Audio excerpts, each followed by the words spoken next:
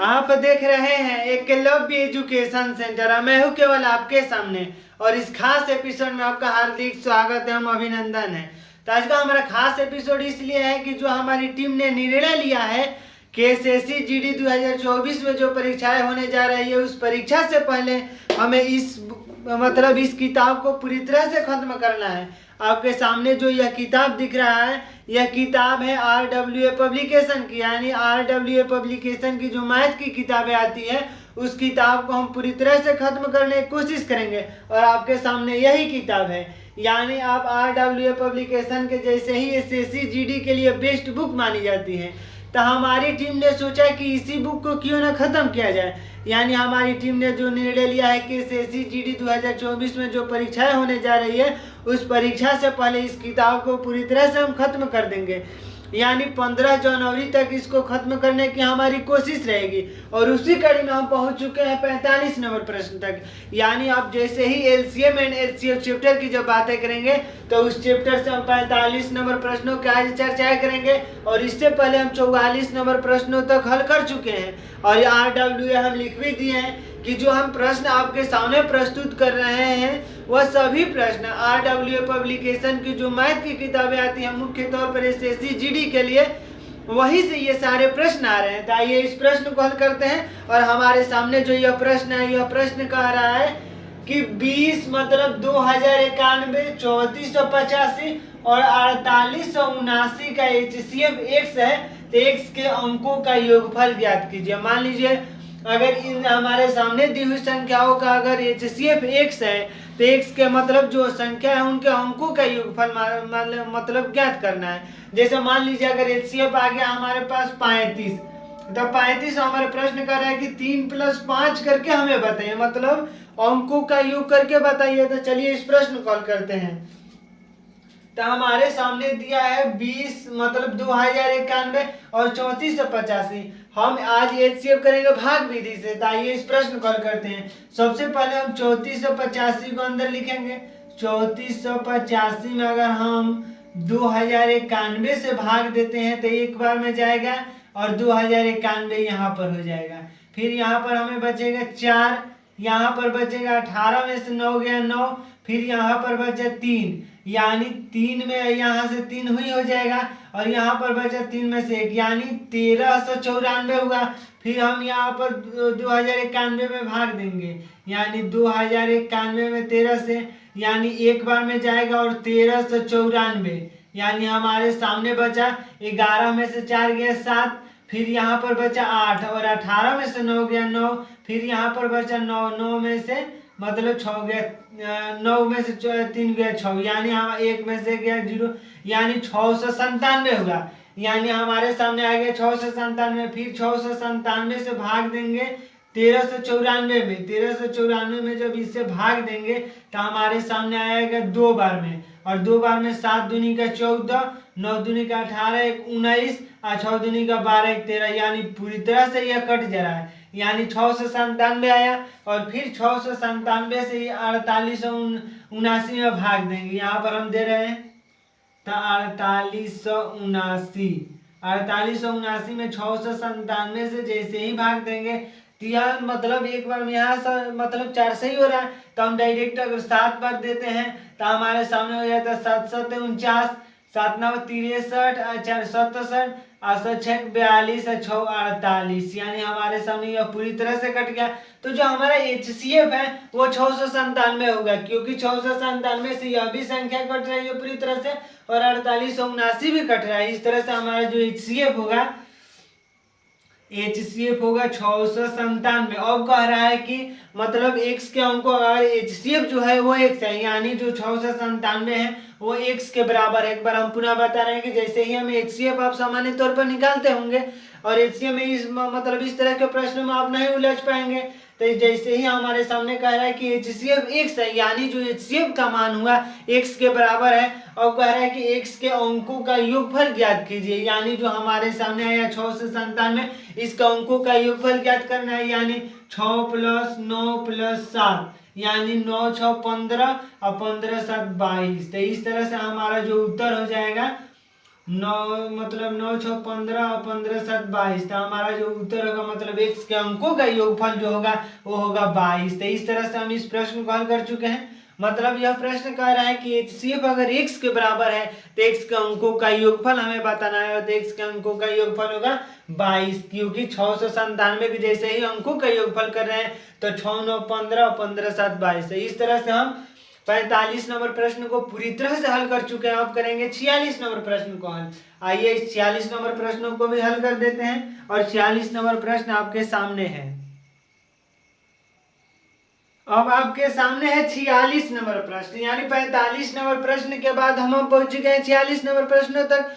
यानी 46 नंबर प्रश्न है वो हमारे सामने है, और 46 नंबर प्रश्न कह रहा है कि मतलब 3073, 1756 और 4829 का HCF अगर x है तो x के अंकों का गुणनफल बताना है। यानी हम पिछले प्रश्न में समझे कि x के अंकों का योगफल हमें बताना था, और इस प्रश्न में कह रहा है कि x के अंकों का गुणनफल बताना है। तो आइए इस प्रश्न को हल करते हैं। सबसे पहले हम HCF निकालते हैं, और HCF है वो बराबर है x के, यानी जो HCF होगा वो x ही होगा, यानी x के बराबर होगा। तो अब कह रहा है कि x के अंकों का गुणनफल, यानी जो हमारे सामने अंक आएंगे, संख्या होंगी, उनके अंकों का गुणा हमें निकालना है। तो चलिए करते हैं। तो सबसे पहले ये 3073 बड़ा है 1756 से, तो इसमें हम भाग देंगे। जैसे ही हम 3073 में 17 से भाग देंगे 1756 से, तो एक बार में जाएगा और 1756, और यहाँ पर बचेगा 13 में से 6 गया 7, यहाँ पर बचा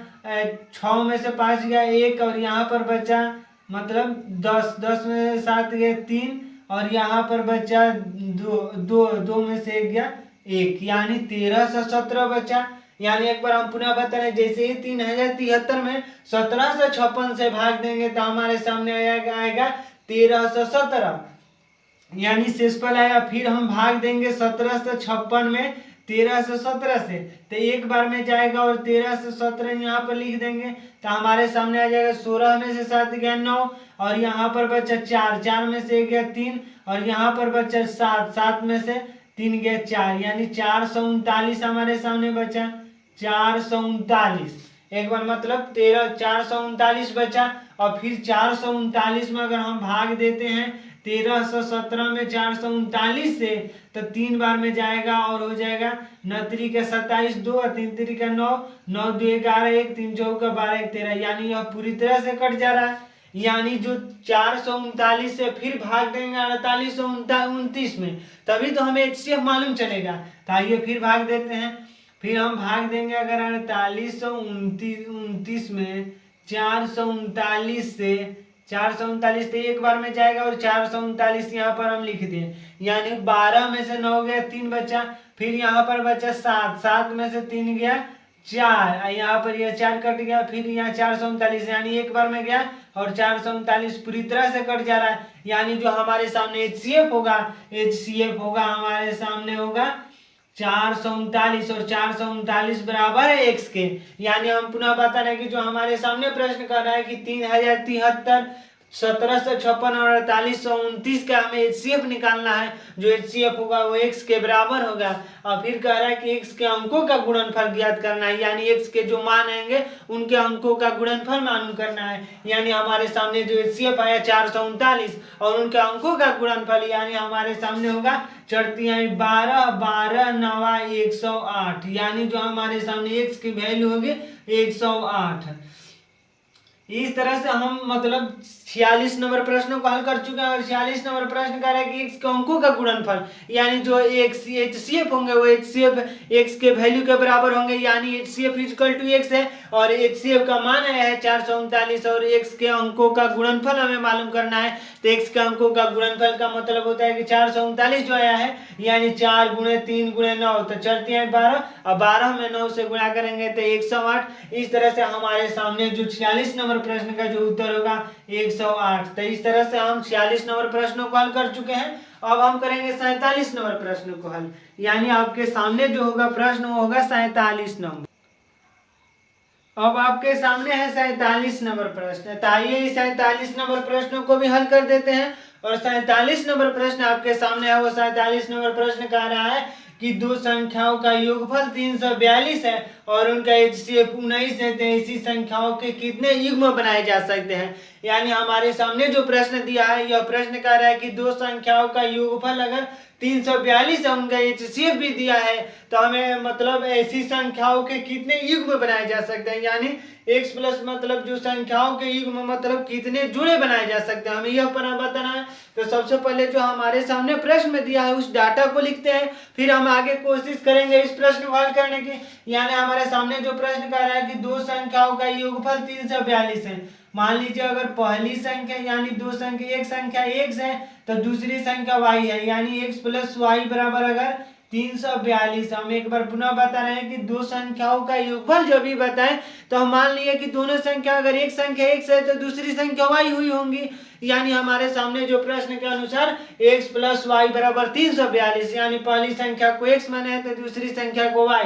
अब कह रहा है कि उनका HCF अगर 19 है, यानी हमारे सामने HCF भी दिया है 19, यानी HCF भी दिया है 19, तो संख्याओं के कितने जोड़े बनाए जा सकते हैं हमें यह बताना है। अगर दो संख्याओं के अगर x प्लस वाई यानी दो संख्याओं का अगर योगफल अगर 342 और HCF दिया है, तो हम पुनः मतलब निश्चित तौर पर कह सकते हैं कि वह संख्याएं हुई होंगी 19x प्लस 19y, क्योंकि तभी तो यह 342 हो सकता है और HCF हमारे सामने आया है। यानी दो संख्याओं का जो HCF होगा वो 19 होगा। यानी HCF कैसे होगा, यानी दोनों संख्याओं में कॉमन हमें लिखना होगा। यानी अगर हम दोनों संख्याओं में मतलब यहाँ से यहाँ तक में अगर कॉमन हम ढूंढने की कोशिश करेंगे तो हमारे सामने 19 ही तो कॉमन हुआ। इस तरह से जो HCF होगा, अगर HCF हमारे सामने जब 19 दिया है तो उन संख्याओं में 19x प्लस 19y निश्चित तौर पर होगा, क्योंकि x प्लस वाई का तो HCF नहीं हो सकता है, क्योंकि यह दोनों अलग अलग है, इनमें कॉमन है ही नहीं, तो HCF कैसे कल्पना कर सकते हैं। तो HCF का मतलब होता है हाईएस्ट कॉमन फैक्टर, मतलब जैसे ही कॉमन की जो बातें होती है हाईएस्ट कॉमन फैक्टर, यानी दोनों संख्याओं में हाईएस्ट कॉमन की जो बातें हो रही है, ताकि इन संख्याओं में कॉमन हमें चाहिए, यानी 19 कॉमन है और जो HCF होगा HCF दिया ही है 19। तो इस तरह से हमारे सामने होगा x प्लस वाई बराबर 342, यानी 19 x प्लस 19y बराबर 342, यानी हम 19 को ले लिए। तो हमारे सामने अब कह रहा है कि मतलब दो संख्याओं का, तो जैसे ही हम 19 को कॉमन यहाँ पर ले रहे हैं तो x प्लस वाई बराबर हो जाएगा 342 और 3 से x प्लस वाई बराबर हो जाएगा 342 और 5 में 19, यानी 19 से भाग देंगे तो हमारे सामने जो होगा 342 में 19 है, यानी हमारे जैसे ही भाग दे रहे हैं 342 में 19 से, तो 8 9 72 हो जाएगा। तो 2 फिर 8 मतलब 8 9 72 तो 7, तो फिर मतलब 8 9 72 हो गया। जैसे ही हम यहाँ पर कर रहे हैं मतलब 19 गुना 18 अगर हम कर दे रहे हैं 190, फिर 18 करेंगे तो हो जाएगा मतलब 8 9 72 के 2 7, 8 कम 8 8 7 15 हो जाएगा, 1 9 9 और 1 कम 1, यानी 2 5 9 14, यानी 2 1 3, यानी 342। यानी हमारे सामने जो होगा वो 18 होगा, यानी x प्लस वाई की जो वैल्यू होगी वो होगी 18।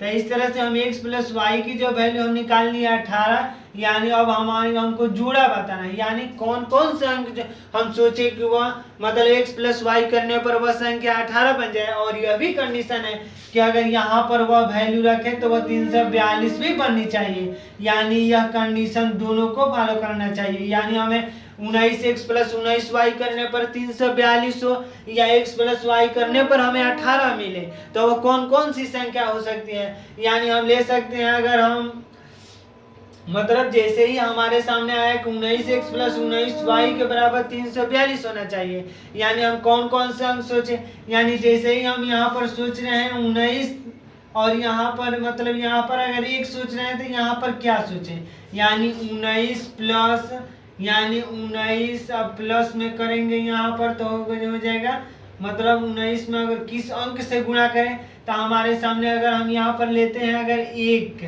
और यहाँ पर लेते हैं 17, तो हमारे सामने 18 हो जाएगा। और यहाँ पर भी चेक करना है, यानी यह जो कंडीशन है यहाँ पर भी फॉलो करना चाहिए। 19 और 19 गुणे 17 करने पर हम चेक कर दे रहे हैं 19 गुणे 17, यानी 7 9 63 हो जाएगा।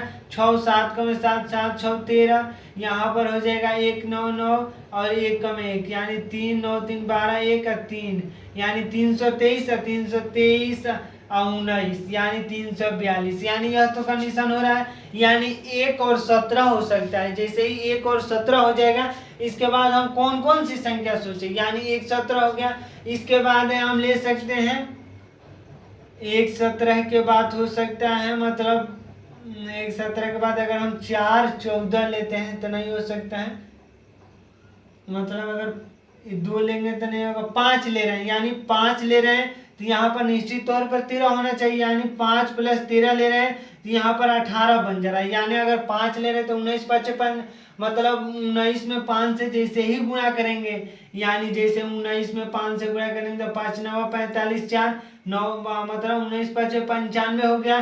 फिर 19 में 13 से गुणा करेंगे तो हमारे सामने आ जाएगा 19 में 13 से 29 27 2 और 3 दूनी 3 का 3 2 5, यानी फिर 1 9 9 1 1 1, यानी 7 9 5 14 1, यानी 247 और 200 मतलब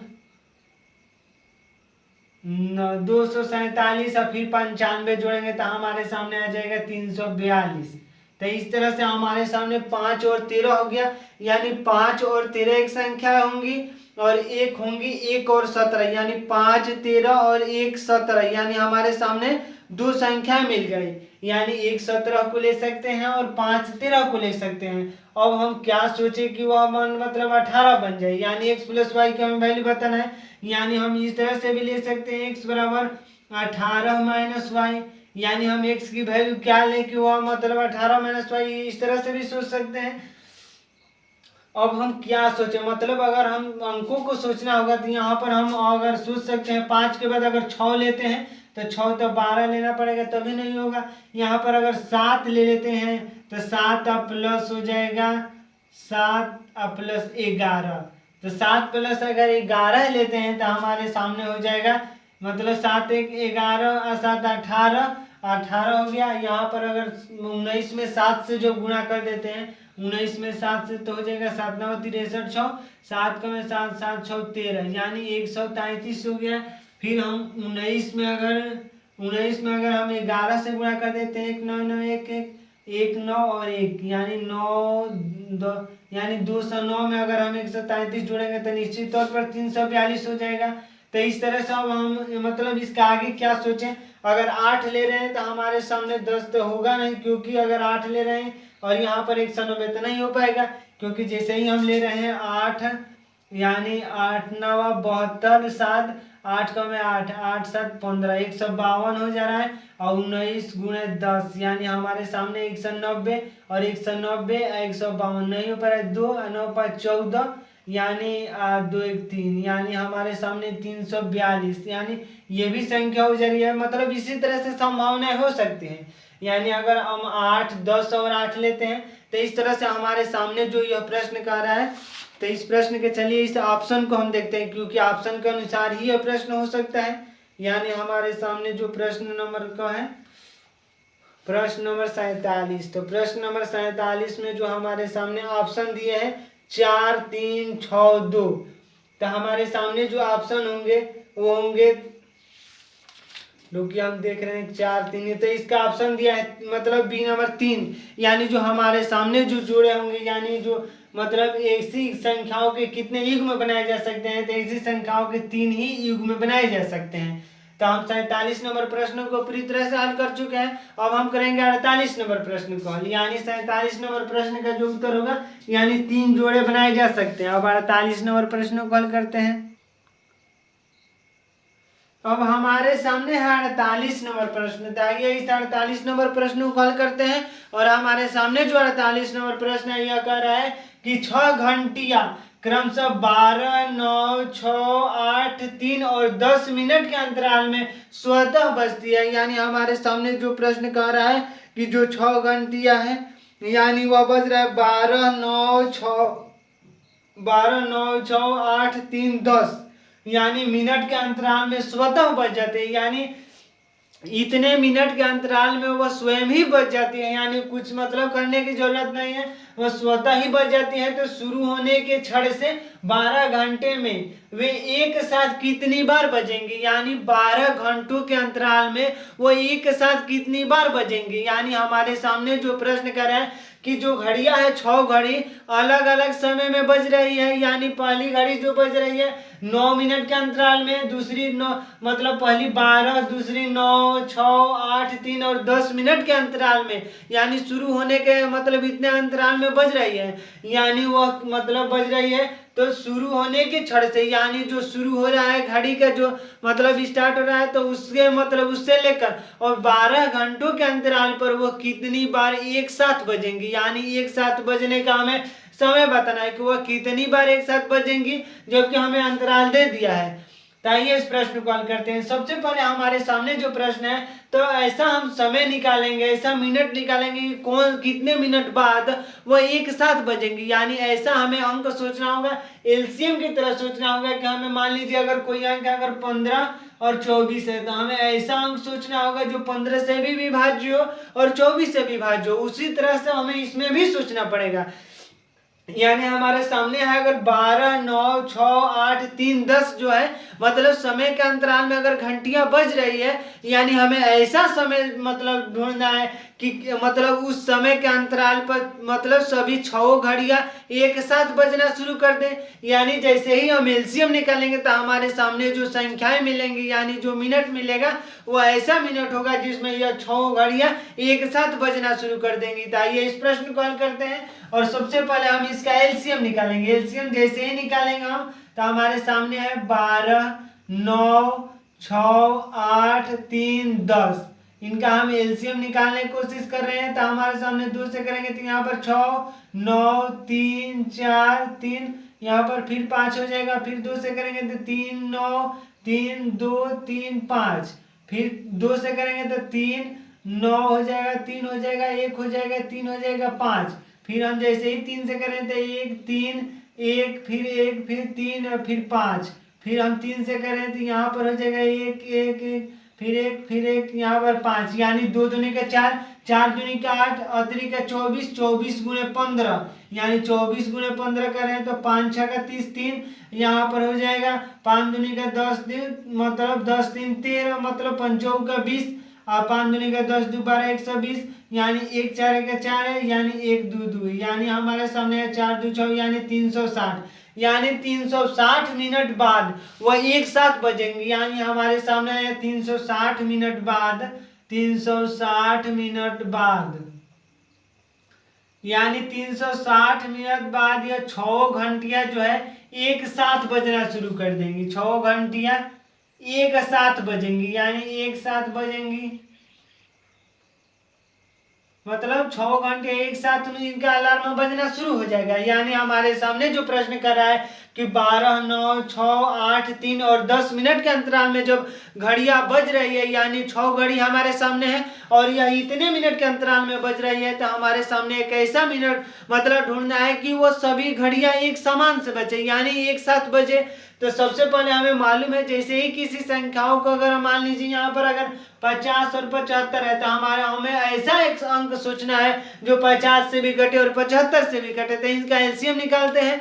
तो उसी क्रम में हम जैसे ही इस प्रश्न में एलसीएम निकालेंगे, यानी हमारे सामने जब 360 आया तो 360 मिनट के अंतराल पर यह सभी 6 घड़ियां एक साथ बजना शुरू कर देंगी। यानी जो 6 घड़ियां हमारे सामने दिया है जो इतने अंतराल पर बज रही है, इनकी घंटियां बज रही है, तो 360 मिनट जैसे ही होगा शुरू होने के 360 मिनट बाद वो 6 घंटियां एक साथ बजना शुरू कर देंगी। और आगे कह रहा है कि 12 मतलब शुरू होने के क्षण से 12 घंटों में एक साथ कितनी बार बजेंगी, यानी 12 घंटों के अंतराल में हमें ढूंढना है। यानी सबसे पहले हम ढूंढेंगे कि 12 घंटों में कितना मिनट होता है। यानी हमारे सामने आ गया है कि 360 मिनट में वह एक बार एक साथ बज रही है, यानी 6 घंटियां जो है एक साथ बज रही है। 360 मिनट जैसे ही हो रहा है तो 6 घंटियां एक साथ बजना शुरू कर दे रही है और 12 घंटों का हमें निकलना है कि 12 घंटों में वो कितनी बार एक साथ बजेंगी।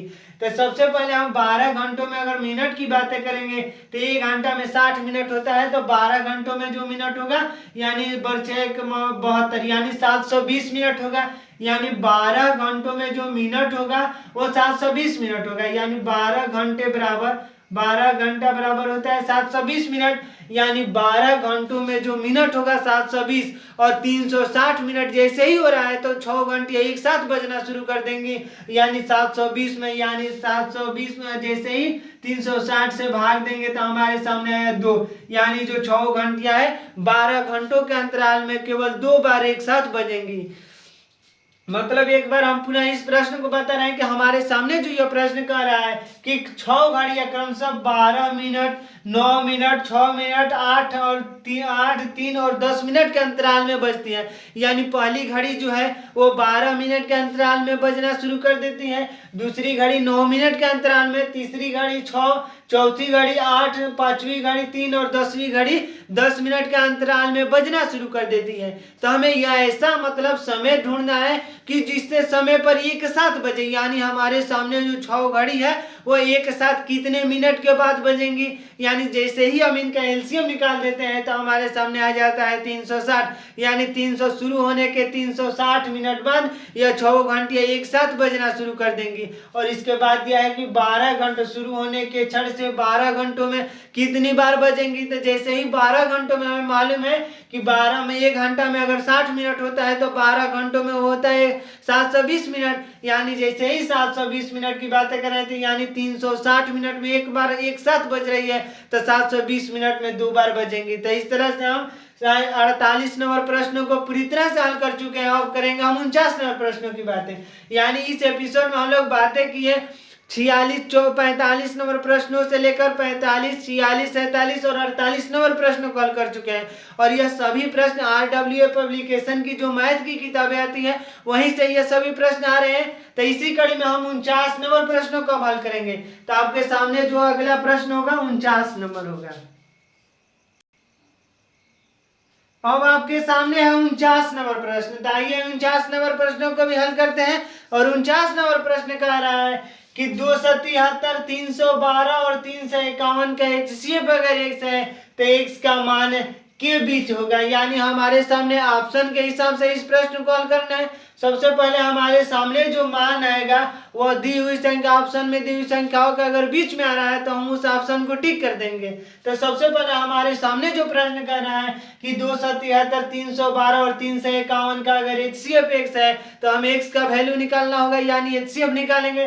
तो चलिए इस प्रश्न को हल करते हैं। तो सबसे पहले 273 छोटा है 312 से, तो हम 312 में 273 से भाग देंगे, हमारे सामने जाएगा एक बार, यानी 273 यहाँ पर हो जाएगा 12 में से 3 या 9 हो जाएगा, फिर यहाँ पर बचेगा 10, 10 में से 7 या 3 यहाँ पर हो जाएगा 39, फिर हम 273 में 39 से करेंगे तो 7 9 63, यानी 7 से करेंगे तो 7 9 63, 6 और 7 का 21, 6 27, यानी पूरी तरह से कट जा रहा है। तो फिर हम 39 से, यानी 351 में 39 से जैसे ही भाग देंगे तो 35 39 से छोटा है, यानी हम मतलब एक अगर 9 से किस अंक से गुणा करें कि लास्ट में 1 आ जाए, यानी जैसे ही हम कर रहे हैं 9 से, यानी 9 से जैसे ही गुणा करेंगे तो 81 हो जाएगा, और एक यहाँ पर 8 बचेगा, 29 27 8 35, तो पूरी तरह से कट जा रहा है। तो x का जो वैल्यू हो गया 39, और 39 बराबर है HCF के, यानी हमारे सामने जो है HCF बराबर है x के,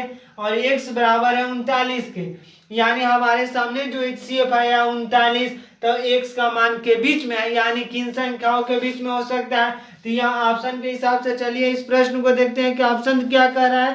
तो 40 नंबर जो मतलब 49 नंबर प्रश्न का पहला ऑप्शन कह रहा है कि 25 और 30 के बीच में, तो 25 और 30 के बीच में नहीं है, यानी ये ऑप्शन पूरी तरह से गलत है।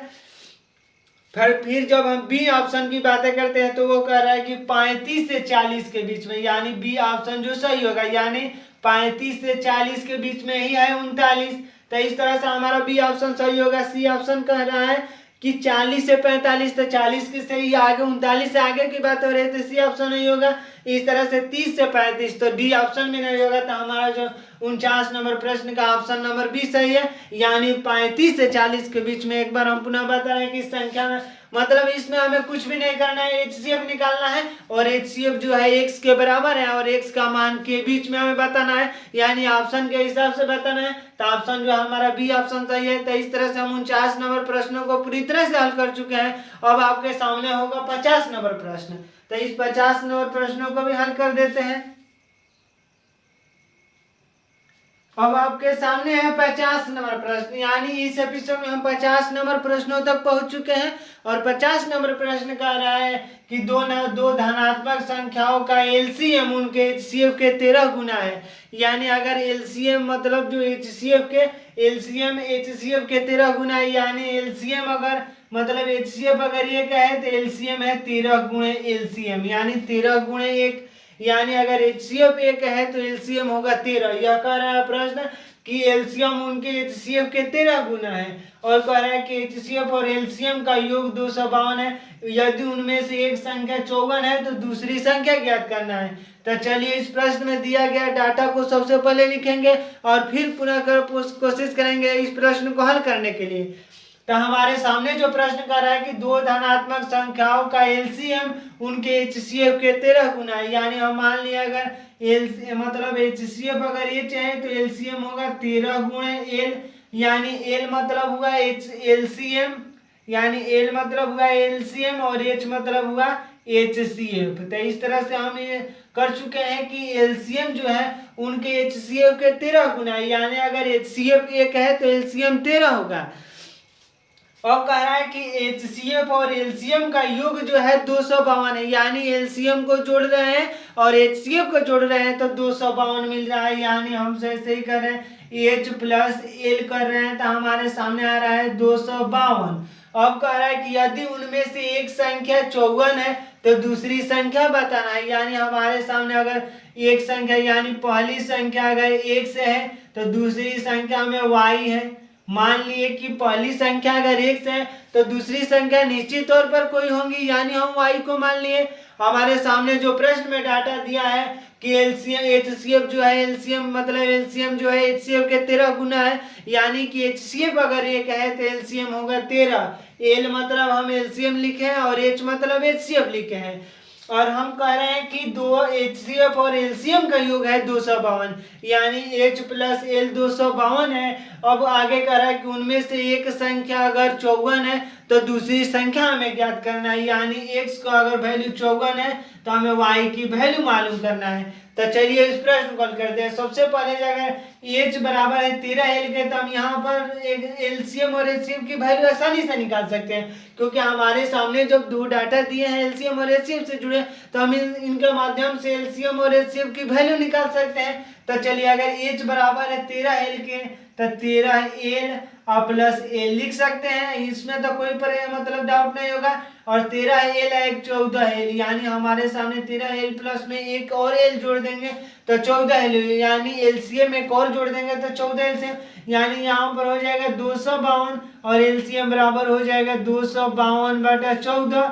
यानी हमारे सामने हो गया 14 में 14 और 11 यहाँ पर बचेगा। जैसे हम भाग दे रहे हैं यानी 252 में 14 से, तो 14 में 1 से करेंगे तो यहाँ पर बचेगा 11 और फिर यहाँ पर 2। तो फिर जैसे ही हम कर रहे हैं तो यहाँ पर करेंगे हम, मान लीजिए अगर 14 बचेगा 70, यानी 14 में 8 से कर रहे हैं तो 8 चौका 32 3 8 3 11, यानी जैसे ही 14 गुना 8 करें तो 112 हो जा रहा है, यानी अब पूरी तरह से कट जा रहा है, यानी हमारे सामने जो L बराबर होगा 18 हो जाएगा। तो इस तरह से हम LCM जो निकाल दिया 18 तो HCF निकाल सकते हैं। तो HCF जो होगा HCF बराबर होगा मतलब 13 गुणे L, यानी 13 गुणे 18 तो हो जाएगा अतिरिक्त 24 के 4 2 8 2 10 हो जाएगा और यहाँ पर 1 3 और 1, यानी हो जाएगा हमारे सामने 4 3 2, यानी 234। तो LCM जब हो गया यानी H हो जाएगा 234, तो 234 हो गया LCM, यानी LCM हो गया 18 और HCF हो गया 234। एक बार जो हमारे सामने जो प्रश्न में डाटा दिया है कि अगर HCF जो अगर एलसीएम जो है 13 गुना है HCF के, यानी अगर एलसीएम 13 है तो HCF 1 है। तो हम यहाँ पर HCF बराबर 13 है लिख दिए हैं। इसके बाद दिया है कि एलसीएम प्लस HCF की जो वैल्यू है 252, यानी एलसीएम प्लस HCF अगर 252 है तो हमारे सामने जब HCF की वैल्यू दिया हो, एलसीएम और HCF प्लस में दिया हो, तो हम उसके माध्यम से एलसीएम और HCF की वैल्यू निकाल सकते हैं। तो हमारे सामने आया एलसीएम बराबर 18 तो HCF बराबर 234। अब कह रहा है कि एक संख्या अगर 54 दिया है तो दूसरी संख्या में बताना है। तो हम सूत्र जानते हैं कि पहली संख्या गुणे दूसरी संख्या बराबर होता है एलसीएम गुणे HCF का।